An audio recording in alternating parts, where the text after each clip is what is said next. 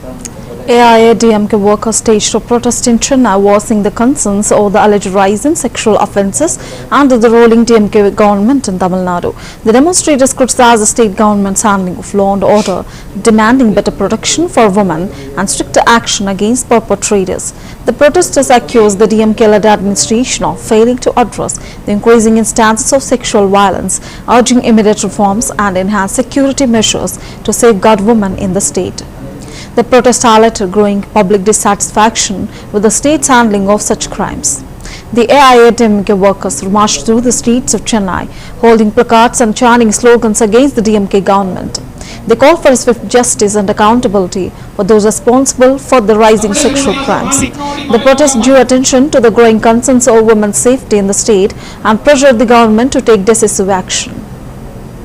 பெண்கள் பாதுகாப்பு இருக்கிறதா, குழந்தைகள் பாதுகாப்பு இருக்கிறதா, யார் அந்த சார் என்ற கேள்வி இன்னும் கேட்டுக்கொண்டே இருக்கும் பொழுது இதற்கெல்லாம் பதில் சொல்ல துணிவு இல்லாமல் முதுகெலும்பு இல்லாமல் ஓடி ஒளிந்து கொண்டிருக்கும் மு.க. ஸ்டாலினை கண்டித்து இந்த போராட்டம்.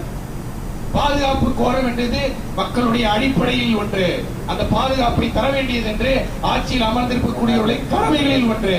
அந்த கடமையை தவறிய இந்த விடியா திமுக அரசு ஷூட்டிங்கில் மட்டுமே குறிக்கோளாக இருக்கும் இந்த விடியா திமுக அரசு, இந்த பொம்மை முதல்வர் ஸ்டாலின் அவர்கள் காலையும் மாலையும் நிரந்தரம் நடத்தும் ஷூட்டிங்கை நிறுத்திவிட்டு மக்களை கேளுங்கள், மக்கள் என்ன சொல்கிறார்கள் என்று கேட்கிறார்கள்.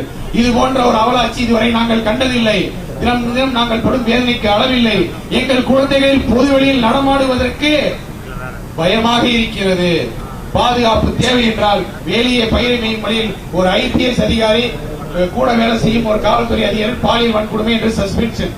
காவல்துறையில் வேலை செய்பவர்களை சக ஊழியர்களை பாலியல் வன்கொடுமையாக்கும் வேலையை பயிரை மேயும் அவ்வளவு இங்குதான் நடைபெறும். இந்த பெண்கள் பாதுகாப்பு வேண்டும் என்றால், இந்த குழந்தைகள் பாதுகாப்பு வேண்டும் என்றால் இரட்டை தலைமையிற்கும் அனைத்து இந்திய அண்ணா திராவிட முன்னேற்ற கழகத்தை தலைமையேற்று நடத்தி கொண்டிருக்கும் எடப்பாடியார் மட்டுமே என்று தீர்வு என்று குரல் என்று தமிழகம் முழுவதும் எதிரொலிக்கிறது. இது கோட்டையிலும் எதிரொலிக்கும்.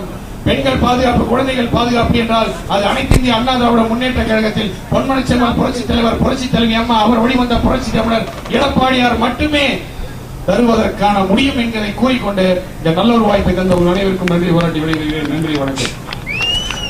தமிழகத்தை பின்னோடி மாநிலமாக மாற்றிய பெருமை மட்டும்தானே ஸ்டாலினுக்கு சாரும்.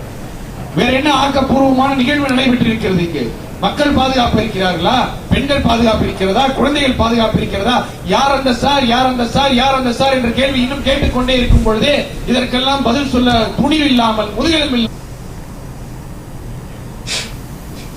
Uttarakhand Chief Minister Pushkar Singh Dhami